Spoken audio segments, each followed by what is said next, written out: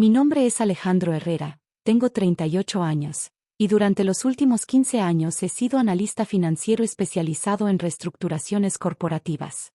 Desde mi pequeña oficina en el centro, manejo carteras de inversión por valor de más de $500 millones. Pero para mi familia, sigo siendo el primo pobre que no pudo seguir los pasos del abuelo en la empresa familiar. Constructora Herrera había sido el orgullo de la familia durante 3 generaciones. Mi abuelo la fundó en 1962, mi tío la expandió en los 80, y ahora mi primo Rodrigo, su hijo, la dirigía directamente hacia la bancarrota. Todo comenzó hace 6 meses cuando mi tía Carmen me llamó llorando. Alejandro, necesitamos ayuda. Su voz temblaba al teléfono. Rodrigo dice que no es nada grave, pero llegaron unos papeles del SAT. Hablan de embargo, de cerrar la empresa. Me recosté en mi silla de cuero, observando los múltiples monitores que mostraban los movimientos del mercado en tiempo real. Había estado siguiendo los problemas financieros de Constructora Herrera durante meses a través de mis contactos en el sector. ¿Cuánto deben, tía? No lo sé exactamente. Rodrigo maneja todo, pero escuché que mencionaba algo sobre $250,000. Suspiré. Había revisado los registros públicos de la empresa. Las deudas fiscales eran exactamente $247,800, pero había mucho más que eso. Préstamos vencidos, proveedores sin pagar, contratos incumplidos. La empresa que mi abuelo construyó con sus propias manos estaba siendo destrozada por la incompetencia de Rodrigo. Dile a Rodrigo que me llame, le dije finalmente. ¿Tú crees que puedas ayudar? Sé que tu trabajo no es como el de él, pero tal vez. Que me llame, tía. Rodrigo tardó 3 días en contactarme. Cuando finalmente lo hizo, su tono era el de siempre, condescendiente y lleno de desdén. Alejandro, mamá dice que quieres ayudar con nuestro pequeño problema fiscal. Pequeño problema. Miré los reportes financieros que había obtenido a través de mis contactos en el gobierno. Constructora Herrera tenía 30 días para pagar o enfrentaría la clausura definitiva. He revisado la situación, le dije manteniendo mi voz neutral. Puedo ayudar con las deudas fiscales. Rodrigo se rió. Alejandro, sabemos que te va bien con tus numeritos, pero estos son palabras mayores. Hablamos de $250,000. Si tan solo supiera. La semana anterior había cerrado la venta de una cartera de bonos que me había generado una ganancia personal de $1.8 millones. Pero nunca había sido de presumir. Puedo manejarlo, respondí simplemente. Hubo una pausa. ¿En serio? Bueno, si insistes en jugar al Salvador, aunque no entiendo por qué alguien como tú querría involucrarse en negocios reales. Esa frase me quedó grabada. Negocios reales. Como si manejar inversiones multimillonarias fuera un juego de niños. ¿Cuándo necesitas el dinero? Antes del viernes. ¿Estás seguro de que puedes conseguir tanto dinero? Lo tendré el jueves. El jueves por la mañana, me presenté en las oficinas de Constructora Herrera con un cheque certificado por $250,000. El edificio, un moderno complejo de oficinas que había sido el orgullo de mi abuelo, ahora mostraba signos de deterioro. La pintura se descascarillaba, varios ventanales tenían grietas, y el jardín frontal estaba descuidado. Alejandro, Rodrigo me recibió en la recepción, vestido con su traje italiano de diseñador. A pesar de la crisis financiera, seguía gastando como si nada hubiera cambiado. No pensé que realmente fueras a conseguir el dinero. Le extendí el cheque. 250,000, como prometí. Rodrigo tomó el cheque y lo examinó como si fuera falso. ¿De dónde sacaste tanto dinero? No me digas que pediste un préstamo. Mis ahorros. Mentí parcialmente.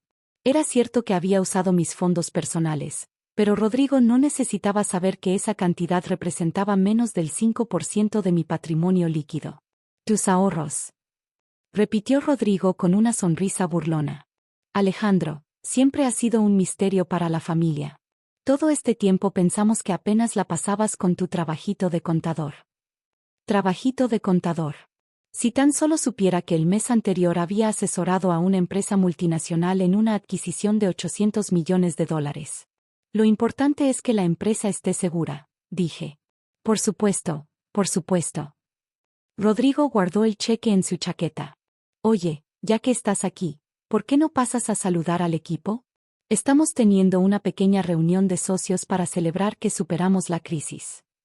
Me condujo hacia la sala de juntas, donde ya estaban reunidos los otros miembros de la familia que tenían participación en la empresa.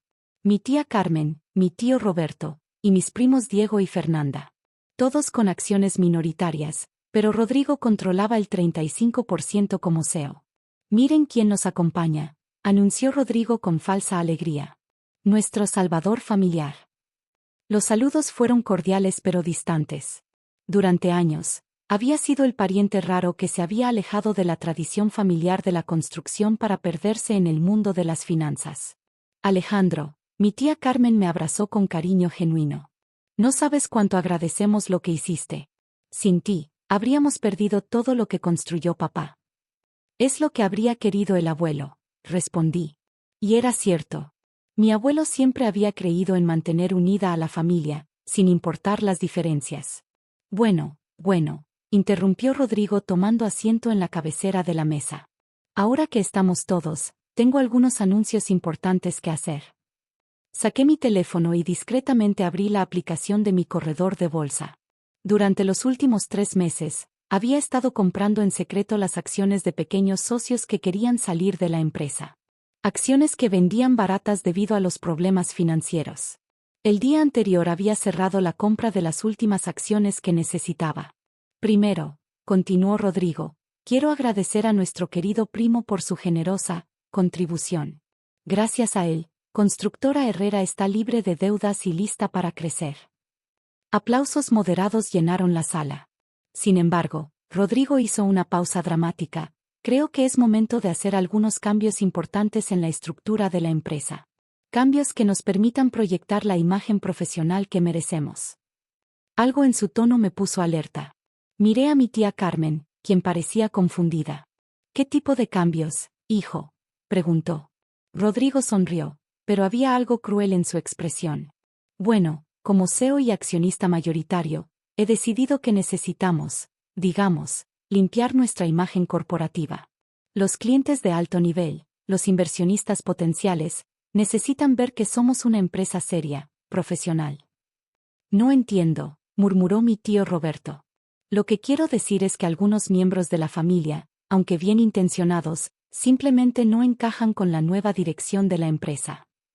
Los ojos de Rodrigo se fijaron en mí. Me refiero específicamente a aquellos que no han demostrado tener el nivel empresarial necesario. El silencio se volvió tenso. Mi tía Carmen palideció. Rodrigo, ¿qué estás diciendo exactamente? Estoy diciendo que, aunque agradezco la ayuda financiera de Alejandro, creo que su presencia en eventos corporativos, en juntas familiares relacionadas con la empresa, podría enviar el mensaje equivocado. Rodrigo se recostó en su silla, claramente disfrutando el momento.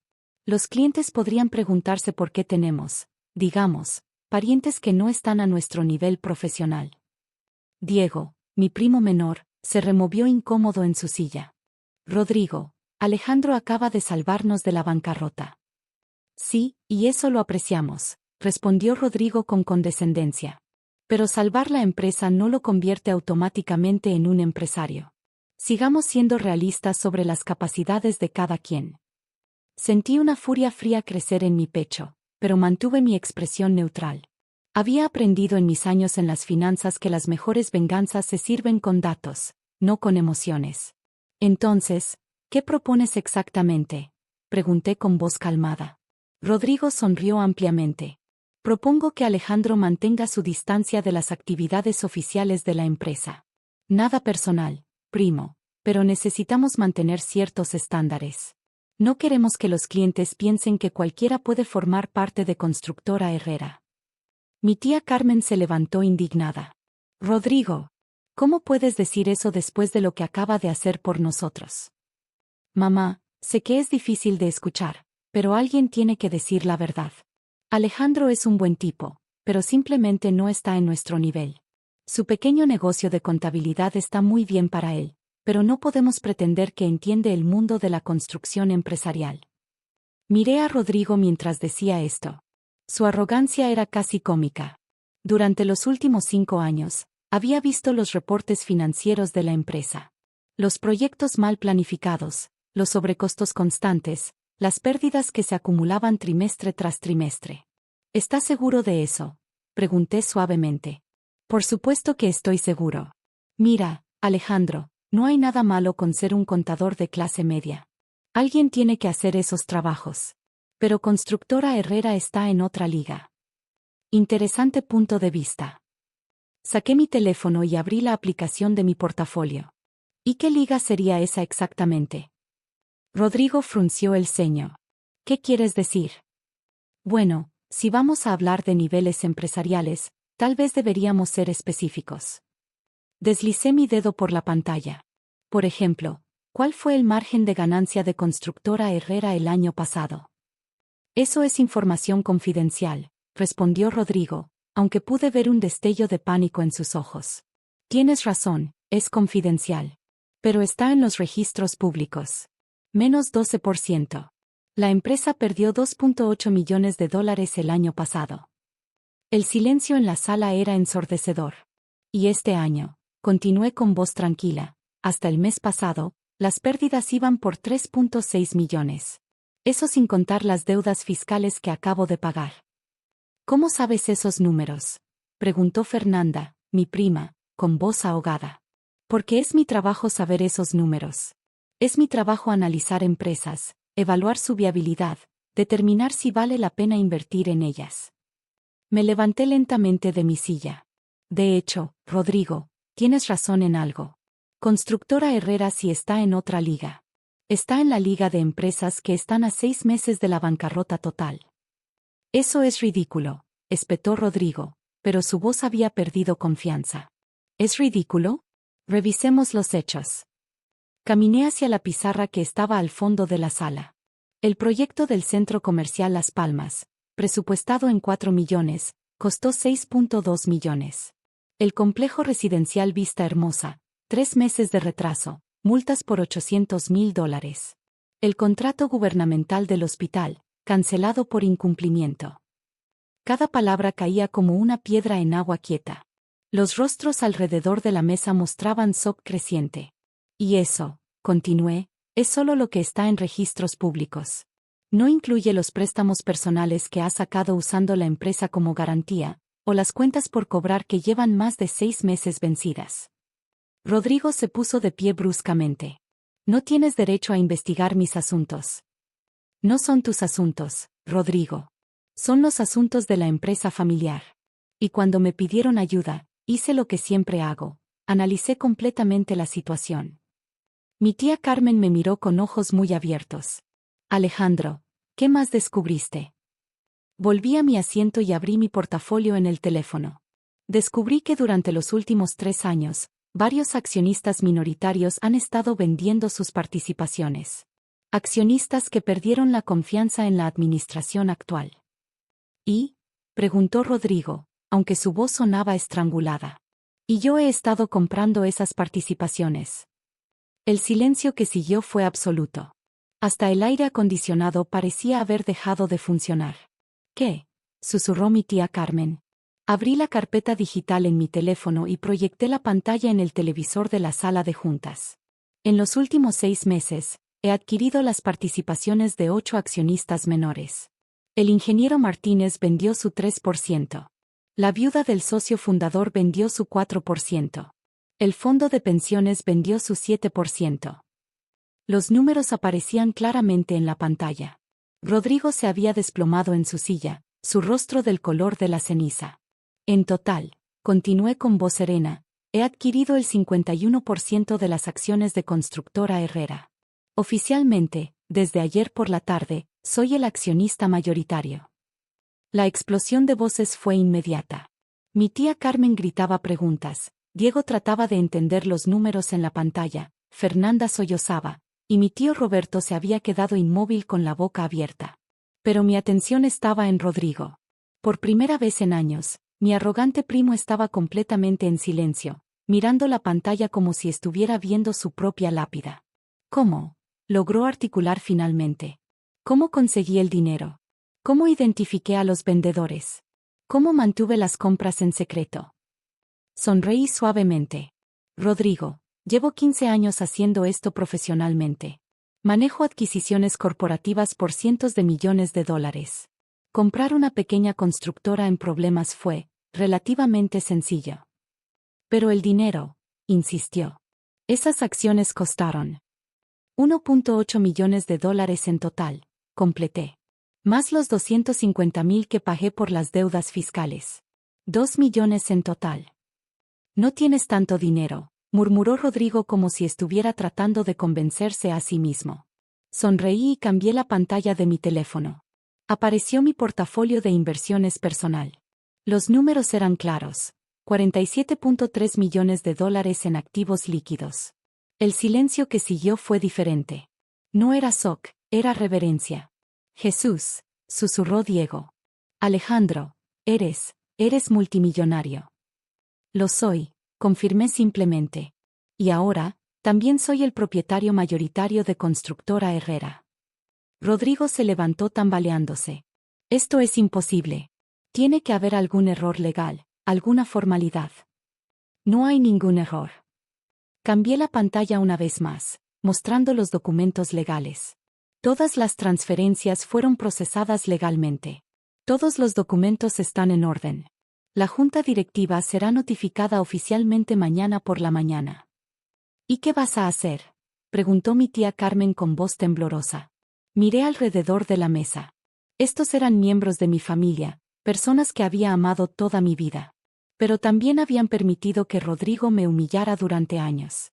Primero, dije con voz clara, Rodrigo será removido como CEO, efectivo inmediatamente. No puedes hacer eso, gritó Rodrigo. Puedo y lo haré. Como accionista mayoritario, tengo el derecho legal de hacer cambios en la administración. Miré directamente a Rodrigo. Especialmente cuando la administración actual ha llevado la empresa al borde de la bancarrota. ¿Y luego qué?, preguntó Fernanda. Luego vamos a reestructurar completamente la empresa. Nuevos sistemas financieros, nueva administración, nuevos controles de calidad. Vamos a convertir a Constructora Herrera en lo que mi abuelo siempre soñó, una empresa próspera y respetada. Mi tía Carmen comenzó a llorar. ¿Vas a cerrar la empresa? Todo lo contrario, tía. La voy a salvar realmente. Me levanté y caminé hacia la ventana que daba al patio donde mi abuelo solía revisar los planos de sus proyectos. He estado estudiando el mercado de la construcción durante meses. Hay oportunidades enormes, pero se necesita administración profesional. ¿Y yo qué? La voz de Rodrigo era apenas un susurro. Me giré para mirarlo. Por primera vez en mi vida, mi primo, el niño dorado de la familia, el heredero del imperio, me miraba con respeto. Y con miedo. Tú, Rodrigo, vas a aprender lo que significa trabajar para alguien más. Si demuestras que puedes ser profesional, que puedes seguir instrucciones, tal vez puedas quedarte en la empresa. En un puesto junior. Un puesto junior, repitió como si las palabras fueran en un idioma extranjero. Sí. Tal vez en el departamento de contabilidad. Después de todo, es importante entender los números básicos antes de administrar una empresa. La ironía no se le escapó a nadie en la sala. Durante los siguientes meses, la transformación fue dramática. Traje un equipo de administradores profesionales, implementé sistemas modernos de gestión de proyectos, y establecí controles financieros estrictos. Rodrigo, humillado pero sin opciones, aceptó un puesto como asistente en el departamento financiero. Verlo llegar todas las mañanas en transporte público, en lugar de su BMW, era un recordatorio constante de cómo habían cambiado las cosas. La empresa comenzó a mostrar ganancias por primera vez en 5 años. Los proyectos se completaban a tiempo y dentro del presupuesto. Los clientes empezaron a regresar. 6 meses después de aquella reunión, Constructora Herrera ganó el contrato más grande de su historia, un complejo residencial de lujo por 50 millones de dólares. En la fiesta de celebración, mi tía Carmen se acercó a mí con lágrimas en los ojos. Tu abuelo estaría tan orgulloso, me dijo. No solo salvaste la empresa, la hiciste crecer más de lo que él jamás imaginó. Miré alrededor del salón. Empleados felices, socios confiados, una empresa próspera. Y en un rincón, Rodrigo sirviendo tragos como parte de sus nuevas responsabilidades de asistente administrativo. ¿Sabes qué es lo más irónico de todo, tía? ¿Qué, mijo? Rodrigo tenía razón en algo. Necesitábamos mantener ciertos estándares profesionales. Solo que estaba completamente equivocado sobre quién no los cumplía. Ahora, cuando la gente me pregunta qué hago para vivir, ya no oculto nada. Soy Alejandro Herrera, CEO de Constructora Herrera, administrador de un fondo de inversión de $50 millones, y el pariente pobre que resultó ser el más rico de toda la familia. A veces las mejores venganzas no requieren destruir a tus enemigos. A veces basta con mostrarles exactamente lo que perdieron cuando decidieron subestimarte.